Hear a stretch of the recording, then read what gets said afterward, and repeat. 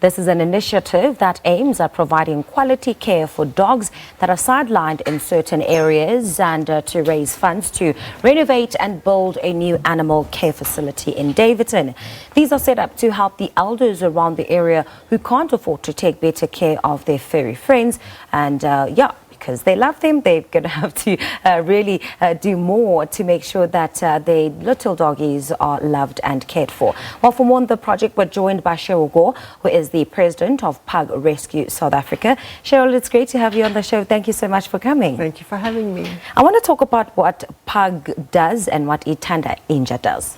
Okay, so Pug Rescue started by default 11 years ago, and I had a very successful business, and I got involved in helping a few pugs. Obviously, by being sort of a proactive person, this project Pug Rescue just grew and grew and grew to where we rescue on average 200 in a year. I was off to a vet with pugs, and there were two young guys with their dog that had walked into the veterinary practice, and didn't take very long for them to turn around and walk out, and I kind of realized what was happening here. I then stopped them and chatted with them and said, like, what's happening, guys, where you come from?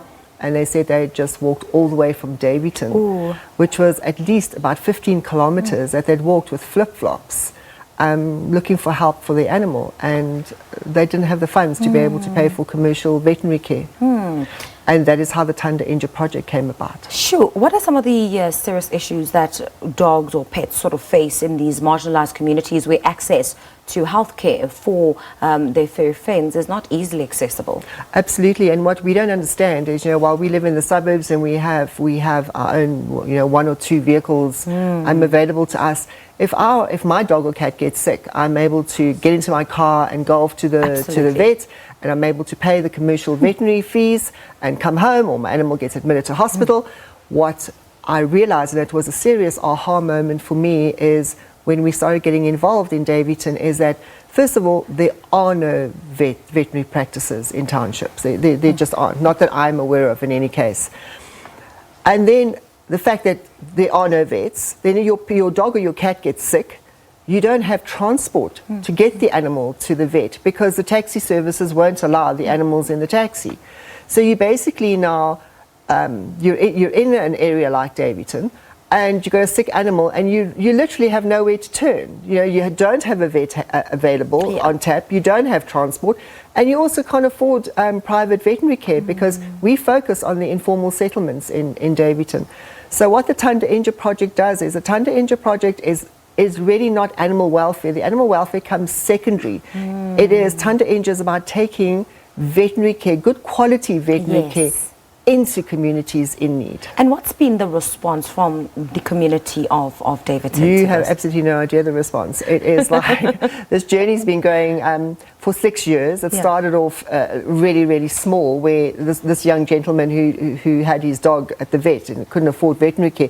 We started off, just a few volunteers from Pug Rescue, we started off in his mother's front garden and just did basic things like dipping and grooming and deworming, because we're not veterinarians, so we can't do more than that. And then eventually we got to the point where it looked as if we had the voting station running from the front of this poor lady's home because of the queues of people coming for help. My goodness. And we then realized that this project is growing and we need to do something about it.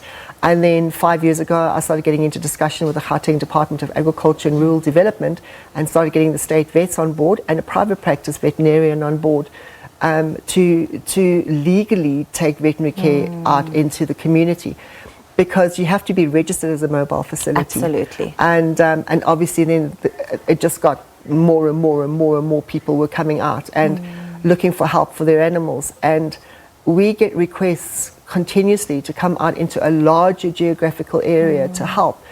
But our resources don't allow for this. And this is why we need to now move to the next level of now building and owning the Thanda Inja Animal Welfare Hospital, where we register with the council and we then register mobile units, and we're able to then go out into large areas and offer help to communities in need. Cheryl, you're doing amazing work, and I'm pretty sure that members of the public who are interested to help will be more than happy to get in touch with you guys to see how they can continue, well, help you guys to continue the work that you do. Thank you. Thank you very We would love much. that. Thank you so much. That's Cheryl Gaw, President of Pug Rescue South Africa, on their initiative to renovate and build new animal care facilities in Daveyton. Please get on board. This project is certainly changing people's lives. Our pets need to be cared for. They need the proper health care. And Cheryl and her organization also need the funds, because nothing happens without money. So if you are an organization out there or individuals who'd like to come on board, we certainly do encourage you to get in touch with them and make a difference. We're going to take a quick break. Performances after this.